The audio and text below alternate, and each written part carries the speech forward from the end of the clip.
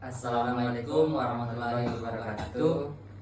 Perkenalkan, nama saya Yandra dengan NIM 23660042 dan rekan saya. Perkenalkan, nama saya Hardian Maulana Mustara, NIM 23660076. Baiklah, di sini kami ingin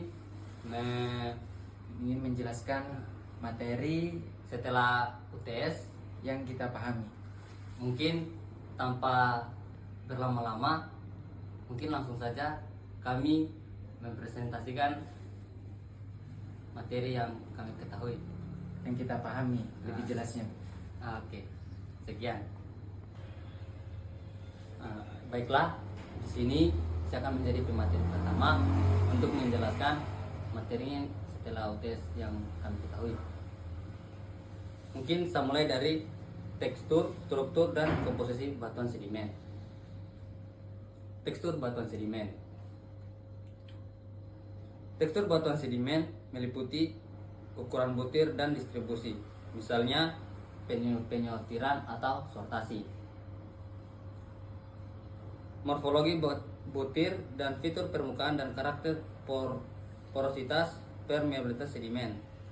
Semua atribut di atas atau ukuran butir dan lain-lain merupakan hal yang sangat penting yang dapat digunakan untuk menafsirkan proses dan lingkungan pengendapan dan untuk menentukan sifat aliran fluida melalui batuan. Studi detail tekstur sedimen umumnya dilakukan di laboratorium, namun observasi awal harus dilakukan di lapangan. Penggunaan lensa tangan, penggaris, dan bagian pembanding ukuran butir sangat penting dalam observasi tekstur batuan sedimen. Ukuran butir atau grain size. Ukuran butir rata-rata sedimen sisklastik digunakan untuk klasifikasi dan nomenklatur menurut skema Unden dan Wencom. Secara umum, ukuran butir mencerminkan informasi sebagai berikut. Yang pertama, energi hidrolik lingkungan, di mana sedimen yang lebih kasar diendapkan oleh arus yang lebih deras daripada sedimen yang lebih halus. Yang kedua, jarak dari sumber. Ukuran rata-rata menurun di hilir dalam sistem aluvial, lereng bawah perenggan dalam, dan arah bawah angin untuk bahan vulkanistik. Yang ketiga, material sedimen yang tersedia di sumber atau erosi batu pasir rapuh yang hanya akan menghasilkan pasir dan kadar lumpur. Batu gamping dan peloid sebagian besar berukuran seragam dan ukuran bagian atas organik mempengaruhi ukuran butir pada batu gamping piroklastik. Sortasi adalah ukuran standar definisi dari sebaran distribusi ukuran butir tentang ukuran rata-rata ini. Mungkin saya akan berpindah ke klasifikasi batuan sedimen. Sedimen terigronus atau terutama terdiri dari butiran detritinal yang berasal dari pelapukan dan erosi batuan yang sudah sebelumnya. Sedimen biogenik atau bioklastik atau organik berasal dari sisa-sisa kerangka dan bahan organik lunak dari organisme yang sudah ada sebelumnya dan dari bahan yang telah dibiosis. Contoh batuannya karbonat atau batuan kapur dan dolomit. Beberapa rijang, cer, fosforit, dan batu bara. Sedangkan sebagian besar berdampingan dolomit awal berasal dari bahan biogenik.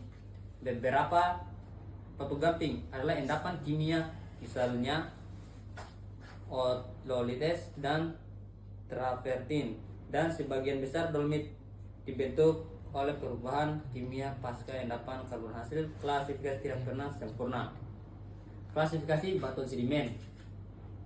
Batuan sedimen umumnya dibagi lagi berdasarkan asalnya, sebagaimana tercermin dari komposisinya menjadi 4 kelompok utama yang didefinisikan sebagai berikut. Yang pertama, terrigonous sedimen atau sisiklastik atau klastik.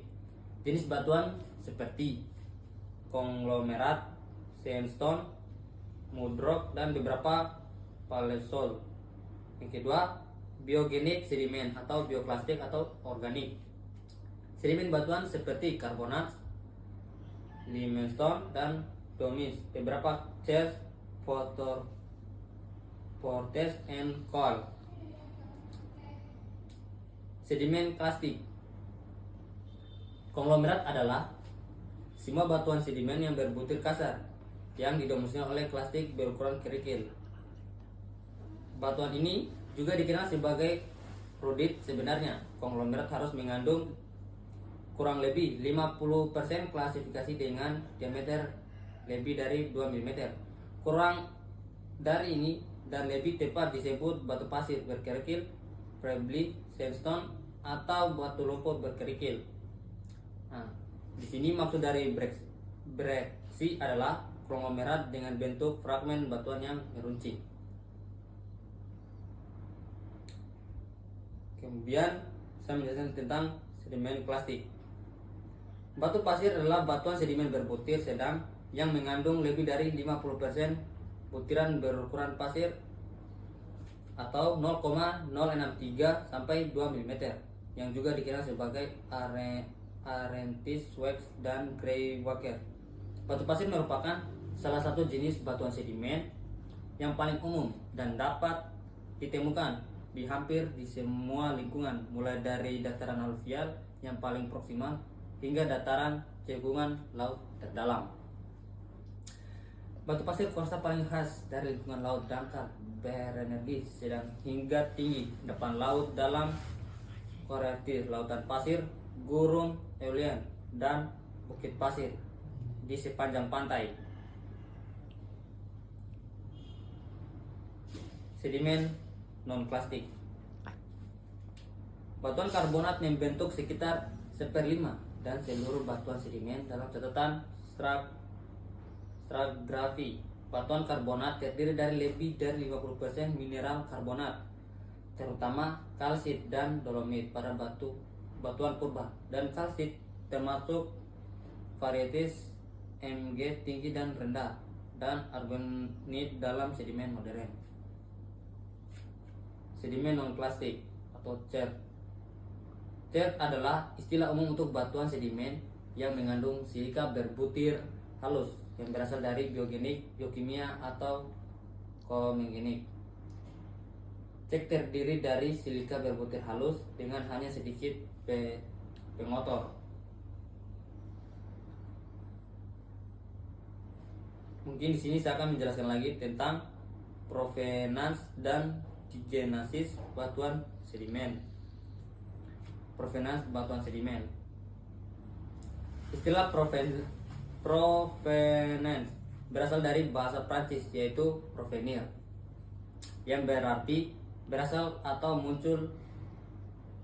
Istilah ini juga dapat sebagai provenience atau bukti. Kata-kata seperti area sumber dan sumber terkadang digunakan sebagai sinonim untuk provenance. Karena kata provenance asal umumnya digunakan oleh ahli sedimentologi saat ini, bagaimanapun ini memiliki arti yang lebih luas dari sekedar daerah sumber. Pengertian provenance telah diperluas untuk mencakup lokasi daerah sumber, seberapa jauh dan ke arah mana, ukuran atau volumenya, litologi batuan induk, sumber, kondisi tektonik atau daerah sumber, dan iklim relatif daerah sumber.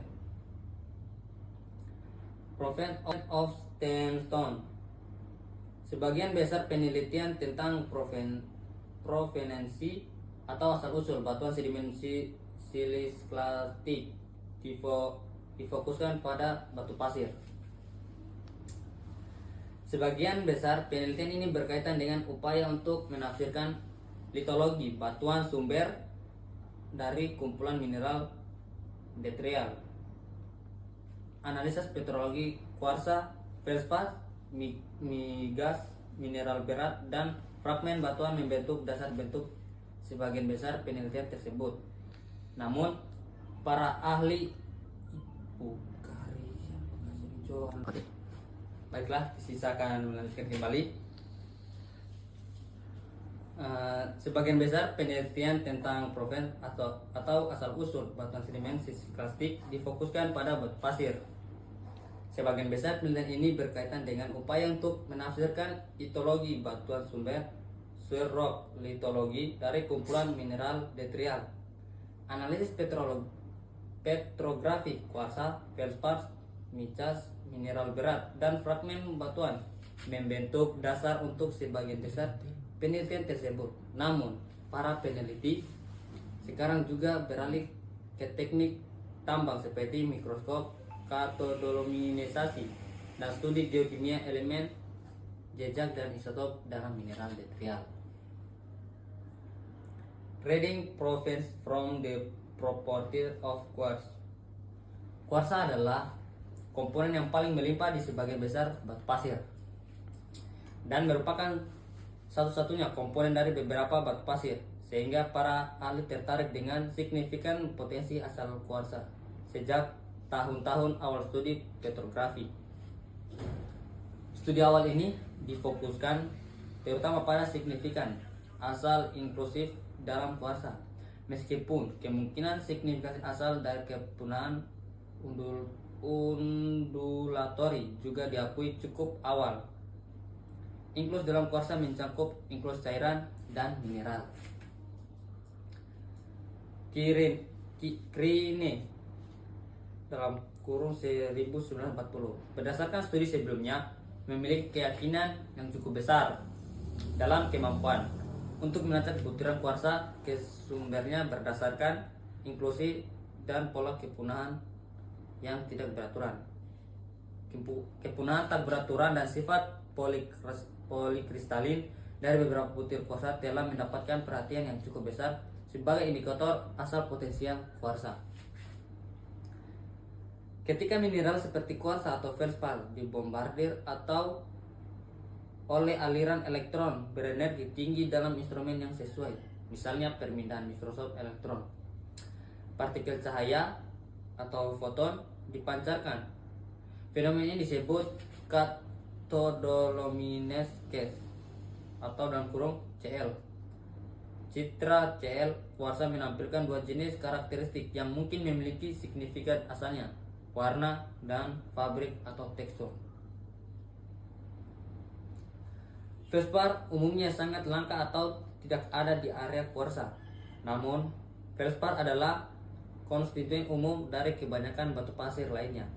Beberapa properti feldspar berguna sebagai indikator proveniens. Pertama, karena feldspar secara kimiawi dan mekanis kurang stabil dibandingkan kuarsa, feldspar cenderung tidak dapat didaur ulang. Beberapa feldspar memang dapat diatur ulang tergantung pada kondisi. Namun, keberadaan feldspar yang cukup melimpah di batu pasir menunjukkan detrivasi dari batuan sumber kristal. Dengan demikian, feldspar lebih mungkin memberikan informasi tentang batuan sumber generasi pertama daripada kuarsa. Mineralogi dan kimia feldspar memiliki proveniens yang signifikan. Komposisi kimiawi feldspar diketahui merupakan fungsi dari batuan sumber. Keberadaan zonasi dan kembar di feldspar plagioklas juga terkait dengan jenis batuan sumber. Jenis feldspar tertentu dapat berasal dari satu jenis batuan beku atau metamorf. Oleh karena itu, mineralogi feldspar hanya memberikan paduan kasar tentang proveniens. Meski demikian, penting untuk melihat bagaimana mineralogi feldspar dikaitkan dengan kondisi sumber. Feldspar kalium sampai natrium alkali adalah konsisten penting dari batuan beku felsik, pegmatit, dan banyak genesis felsik dan menengah. Fragmen batuan detrial batu pasir dan konglomerat memberikan bukti paling tegas dari litologi batuan sumber. Tidak diragukan lagi bahwa fragmen batuan vulkanik menunjukkan turunan akhir dari sumber vulkanik klastik, Philip atau sekis. Pasti berasal dari batuan induk, metamorf, fragmen batuan kapur menunjukkan sumber batuan kapur, dan seterusnya. Oleh karena itu, fragmen batuan merupakan indikator batuan sumber yang berharga di konglomerat dan beberapa batu pasir. Itik artis dan banyak arentes velvatik dengan pengecilan butirijang, fragmen batuan langka di sebagian besar arget kuasa. Mungkin untuk materi berikutnya akan dilanjutkan oleh rekan saya. Sekian dari saya. Ya. Di sini saya akan melanjutkan materi yang sudah disampaikan oleh rekan saya. Materi lanjutan, yaitu tingkat metaforsa dan fasies batuan metamorfik. Tingkat atau derajat metaforsa itu dipengaruhi oleh tekanan dan deformasi. Semua dapat bertindak melalui distribusi secara merata yang disebutkan oleh seluruh kerak. Akibatnya itu intensitas yang meteoritas bervariasi secara spesial. Intensitas atau derajat itu metamorfisme itu secara merata dan derajatnya itu akan kurang. Sedangkan metamorfis itu akan mempengaruhi metamorfik yang grade. Sejarah teori tingkat metaforsa itu terjadi upaya paling awal yang mengevaluasi intensitas yang dipengaruhi oleh metaforsa pada skala yang regional. Maksud dari skala regional itu dilakukan oleh baro yang bekerja di dataran tinggi, dan di dataran tinggi itu akan menetapkan zona batuan yang metamilitik yang semakin bervariogenesis yang ia berdasarkan indeks mineral yang siap diidentifikasi. Maksudnya dari itu, mineral-mineral itu akan masuk di klorid dan zona mikaklastik tercerna oleh baro. Ada biotit, ada garnet, dan starolit dan kyanit. Yang terdaftar dalam urutan peningkatan intensitas metaforisme akan menggunakan metodologi petrologi yang modern. Dapat kita ketahui bahwa suhu yang meningkat dari sekitar 3000 sampai 3500 Celcius di zona klorid menjadi 6500 Celcius klorid atau lebih dari zona silimenit metamorfis bervariasi klasik tidak terbatas di Skotlandia dan pada kenyataannya merupakan jenis yang paling terkenal di daerah bervarmotesis regional di seluruh dunia. Selanjutnya ada konsep isogard. Konsep isogard ini menciptakan istilah tingkat yang sama untuk menggambarkan batas antara dua zona mineral indeks. Ide dasarnya adalah bahwa kumpulan mineral di keduanya sisi isograt dapat dihubungkan melalui reaksi sederhana. Bahwa semua titik di sepanjang isograt itu terdapat pada tingkat intensitas metamorfisme yang sama. Berdasarkan asumsi bahwa reaksi isograt itu terjadi pada rentang suhu tekanan dan komposisi yang sangat tinggi. Dalam hal isograt disimpulkan untuk mewakili perpotongan permutaan reaksi 3 dimensi yang memanjang di kerak dan permukaan erosi yang ada. Nah, setelah itu kita masuk di fasis batuan metamorfik. Fasis batuan metamorfik ini diagram grafis dapat menggambarkan kumpulan dalam batuan metamorf karena mendapatkan mekamodosi berbagai komposisi curah termasuk batuan porfik, merfik, dan herfik. Eskola adalah fasis metamorfik berdasarkan kumpulan yang ditemukan pada batuan mafik yang memiliki komposisi curah yang terletak di segitiga ACF. Sedangkan protolit batuan mafik bermetamorfosis juga disebut metabises adalah basal gabbro. Batuan ini terutama terdiri dari plagioklas dan mineral mafik, piroksin dan olivin. Cara yang baik untuk mengingat mineralogi yang mencairkan fasis metamorf individu adalah dengan mempertimbangkan mineral apa yang menggantikan mineral utama dari gabbro di setiap fasis metamorf. Kemudian kita melanjutkan di fasis metamorfosa regional. Maksud dari fasis metamorfa regional ini, Eskola membedakan antara fasis yang terbentuk di daerah metamorfosis regional. Dari fasis yang terbentuk itu pada tekanan rendah akibat metamorfosis itu termasuk intrusi batuan beku yang dangkal dan fasisnya metamorfisme basak. Fasis metamorfa regional terdiri dari grancis, blueschist, ambiobolit, graunit, dan inglogit. Di sebagian besar sabuk metamorfik tingkat terendah yang ditemui oleh grancis fasis sekis hijau.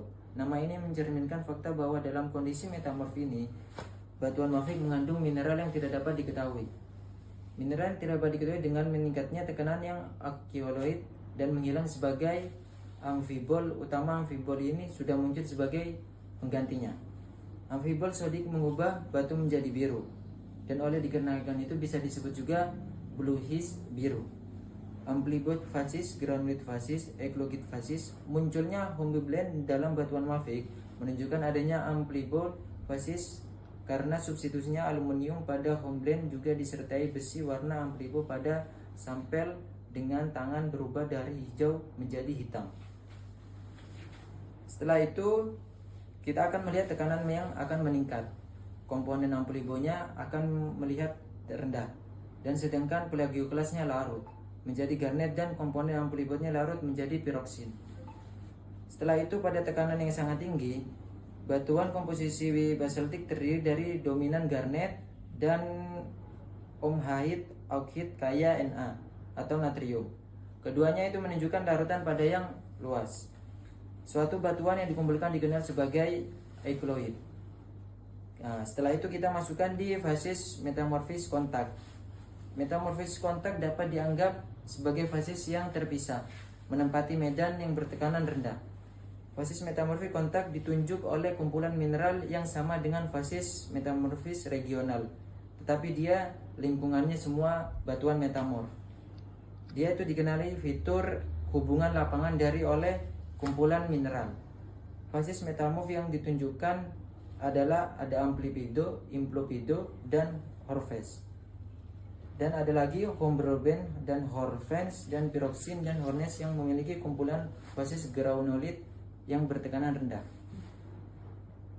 Di sini saya akan melanjutkan materi ke-16.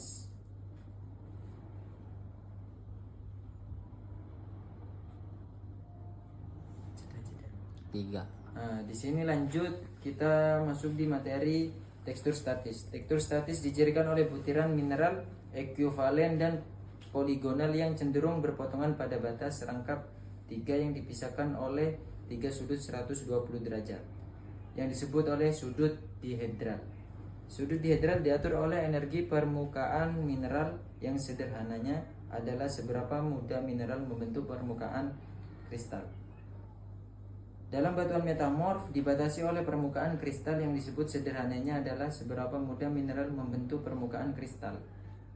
Porfiboblas tumbuh melalui reaksi yang mengkonsumsi matriks yang sekitarnya. Mineral yang membuat porfiboblas seperti garnet, staurolite, dan amplibonas cenderung memiliki energi permukaan rendah yang mendukung pembentukan kristal rasional. Kita masuk di tekstur statis. Tekstur granoblastik seperti yang ditemukan pada batuan metamorf yang telah mengalami pemanasan tanpa deformasi pada aureola kontak di sekitar intrusi batuan beku. Biasanya batuan ini sangat halus, tetapi sehingga bisa disebabkan dia itu dapat dibedakan dari sampel tangannya. Dan keberadaannya jaringan kristal itu yang tumbuh erat diindikasikan oleh batuan yang berbutir halus, yang tahan pecah dengan palu dan sering kali pecah sepanjang patahan konkoidal. Batuan berbutir halus seperti yang disebut hornfels. Istilah hornfels dulunya merupakan istilah tekstur. Kata itu dimodifikasi dengan komposisi seperti pelitik, mafik, dan ultramafik. Tekstur tektonik. Tekstur tektonik berbentuk mineral-mineral tersebut yang sejajar dalam orientasi yang diinginkan atau preferred orientation. Selama deformasi mineral cenderung berputar, tumbuh berinti yang berorientasi pada posisi yang paling siap menampung regangan. Jadi pada seperti batuan itu tekstur statis mineral dalam batuan yang mengalami deformasi yang menunjukkan orientasi yang lebih disukai. Kekacauan yang ini berada di pada batuan sekis karena di mana semua butir biotit itu sejajar dalam menanggapi regangan. Batuan metamorf teridentifikasi mengandung 3 jenis fabrik kemas: foliasi, sikositas, dan lineasi. Foliasi adalah istilah mendeskripsikan fitur planar apapun batuan atau lapisan primer seperti lapisan fitur planar sekunder yang disebabkan oleh deformasi batuan. Tekstur tektonik. Tektonik menggambarkan fitur planar yang ditentukan oleh orientasi preferred dari mineral pelati atau tabular. Lineasi adalah fitur filiniar yang dapat terbentuk dengan orientasi preferred dari mineral tabular atau dengan perpotongan bidang foliasi. Sikositas. Sikositas disebutkan oleh orientasi preferred mika yang kuat dapat dikenali dalam sampel tangan karena batuan ini terbelah sepanjang bidang panelnya yang mencerminkan susunan paralel kristal mineral dari pelati. Foliasi geneisik tidak perlu sejajar dengan sikositosi seperti pada miring yang beberapa set foliasi dapat berpotongan dengan foliasi primer pada sudut yang berbeda. Kita masuk di klasifikasi batuan metamorfik. Pengenalan batuan metamorf, sebagian besar batuan mencerminkan mineral yang biasanya dalam urutan penurunannya kelimpatan yang diikuti oleh istilah batuan yang menggambarkan penampilan pada batuan metamorf. Ahli geologi biasanya mengawali nama batu tulis atau filit dengan mineral karena batuan ini biasanya berbutir sangat halus. Penentuan rinci mineraloginya tidak praktis tanpa teknik dasar sinar X. Contoh nama batuan yang dalam skema klasifikasi ini adalah sekis, kuarsa, plagioklas, muscovite, garnet, dan kyanit. Jika jumlah mineral sangat kecil, katakanlah starolit adalah batuan ini menyebutkan sekis, kuarsa, plagioklas, biotit, muscovite, garnet, dan kyanit. Misalnya, karena sebagian besar itu sekis mengandung kuarsa sama plagioklas. Karena dalam muscovite itu batuannya itu disebut juga dan digambarkan sebagai sekis, granit, dan kyanit yang mengandung starolit. Penamaan batuan metamorf hanya sebagian kecil dari nama batuan metamorf yang ada banyak di antaranya yang berlaku untuk batuan mafik dan membawa implikasi protolit yang disimpulkan oleh kumpulan metamorfis. Nama batuan ini tidak perlu diawali dengan mineral apapun, tetapi penambahan awalnya mineral ini sering digunakan terutama jika awalan tersebut memberikan informasi penting tentang kondisi metamorfis batuan. Skema rumit ini sering disederhanakan dengan menghilangkan beberapa fase yang paling umum. 3. Nah, sekarang kita masuk di diagram ACF. Diagram ACF itu grafis dapat menggambarkan kumpulan dalam batuan metamorf karena mereka dapat mengkombinasi berbagai komposisi yang cerah, termasuk batuan pelitik, mafik, dan kalsit dan silikit. Escola mendefinisikan fasis batuan metamorf berdasarkan kumpulan yang ditemukan pada batuan mafik yang memiliki komposisi curah yang terletak di tengah segitiga ACF. Karena komposisinya yang besar, kumpulan tertentu dalam batuan mafik itu menentukan garis ikat dalam segitiga ACF. Dalam segitiga ACF itu demikian membatasi kumpulan dalam protolit dari komposisi curah lainnya. Protolit batuan mafik bermetamorfis juga disebut metabisites adalah basalt, indik, plagioklas, dan mineral mafik. Escola dan facies metamorfis amplibo terdiri macam oleh Bluis dan facies. Munculnya Humboldt dalam batuan mafik menunjukkan adanya amplibofasis, amphiphysis, dan amplibot. Fasis granulit ditandai dengan perpecahannya hypersente dan auhid. Pada saat tekanan meningkat, komponen ini plagioklas larut menjadi garnet dan komponen amplibot larut menjadi piroksin. Dengan demikian pada tekanan yang sangat tinggi, batuan komposisi basaltik terdiri dari garnet, ompacit, augnit, keduanya larutan yang tidak akan sama menghasilkan kumpulan yang disebut juga eklogit. Pada karya baru Tilley, dia menciptakan istilah tingkat yang sama. Tingkat yang sama yang menggambarkan batas antara dua zona mineral index. Mungkin sekian dari penjelasan materi yang saya sampaikan. Mungkin itu saja penjelasan dari kami. Lebih dan kurangnya Mohon dimaafkan. Apabila ada salah kata, mohon dimaafkan. kami tutup dengan ucapan billahi taufiq wal hidayah. Wassalamualaikum warahmatullahi wabarakatuh.